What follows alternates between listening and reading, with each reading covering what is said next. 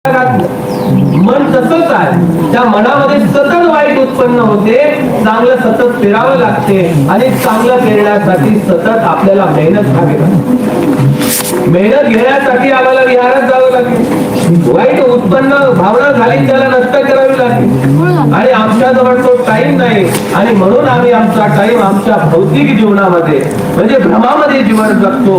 तो न करू दे, हातातल्या बांगड्यात करू दे, कानातलं करू दे, अंगठी करू दे आणि हे माझं माझं करणारे लोक माणूस मेल्यावर एखाद्याच्या हातात मेलेल्या माणसाच्या हातात कोरोनामध्ये त्या माणसाला नाही त्या अंगठीला साबण लावून लावून कानातलं सोन्याचं किती ठेवत्या बायाने मेल्यानंतर पाहत नाही, ती म्हणते की नको हिला गाडणे आधी तिच्या कानातलं नाकातलं 1000 रुपये येतील मध्ये जाऊ ते काढून घेते आणि तिथं स्मशानभूमीत नेल्यावर आग लावली की तिकडल्या तिकडे हात जोडते जातात, परत येऊ नको बरं घराची अस्थी घेते, राख घेते आणि तिकडेच फेकून देते. किती जीव आहे आमचा, भयंकर जीव आहे. इतका जीव आहे घरातल्या लोकांमध्ये की त्याच्या आवडीचे पदार्थ घरात नाही ठेवत, तिकडे नको येऊ लेकरात घरात, येशील कोणाच्या स्वप्नात, दिसतील कोणाला अंधारात, येऊ नको तिकडेच राहा. त्याला पितृदोष म्हणून त्याला त्या पित्रही खाऊ करतात आणि आम्ही त्या भ्रमात जीवन जगतो.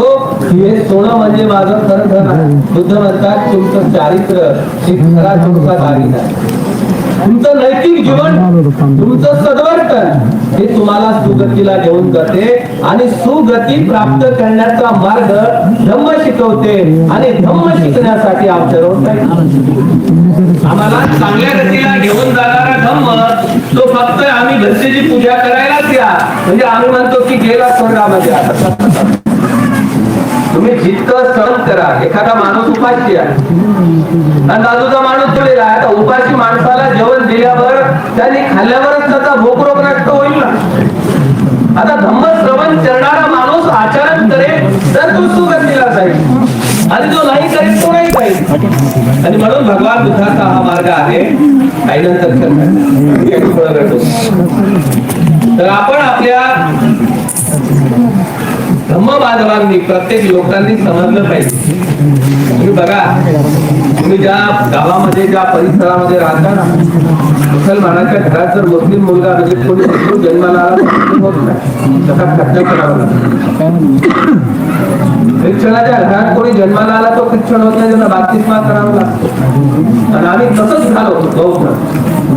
आम्ही दीक्षा घेतली नाही, आम्ही श्रामणेर बनलो नाही, आम्ही कागदोपत्री आजही हिंदू महाराज. आचरणाने आम्ही कधी ख्रिश्चन, कधी हिंदू, कधी मुस्लिम आहोत.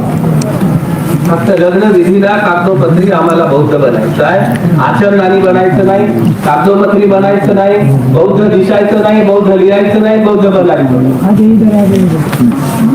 म्हणून बौद्ध बनण्यासाठी आपण लोकांनी आपल्या मुलांना 10 दिवस शिबिरमध्ये पाठवलं पाहिजे की तो चांगला आचरण करेल, चांगला माणूस बनेल. नाही तुम्हाला एक भाकर खायला दिली तरी चालेल, अर्धी खाऊ घालेल, पण दुकान तर खाऊ घालेल. पण त्या आदर्श मनुष्याला, आदर्श मुलाला आदर्श बनण्यासाठी तुम्हाला प्रशिक्षण घ्यावं लागेल. कोणाला डॉक्टर बनायचं असते, कोणाला इंजिनियर बनायचं असते, कोणाला वकील बनायचं असते, पण माणूस बनण्याचा पण कोर्स आहे, तो कोणी करतच नाही. निर्भय नीतिमान बनण्याचाही कोर्स आहे, सदाचारी पुरुष बनण्याचाही कोर्स आहे, तो कोणी करत नाही. तो केला पाहिजे. आपल्या जीवनामध्ये खरं सुख पाहिजे असेल तर बुद्ध म्हणतात तो मार्ग आहे, त्या मार्गाने आम्ही गेलं पाहिजे. आपण ज्याच्या पुण्याणू मोदनाच्या निमित्त बुद्ध काय म्हणतात, या जगातलं सर्वात मोठं पुण्य कर्म म्हणतात सबदान धम्मदान दिनाते, धम्म देशना देणे, प्रवचन करणे, लोकांना चांगलं सांगणे. चांगलं बोलणे म्हणजे धम्मदान. पैशाला धम्मदान नाही म्हणतात लोक, जयंतीच्या पावतीला द्या म्हणते धम्मदान, कुठल्याही पैशाला द्या म्हणते धम्मदान नाही. धम्मदान म्हणजे प्रवचन करणे, बोलणे चांगलं सांगणे. ज्या व्यक्तीच्या पुण्याणू मोदक निमित्त इथं एक भक्तीची प्रवचन करत आहे, धम्म देशना देत आहे, हे कुशल कर्मचारी आहे.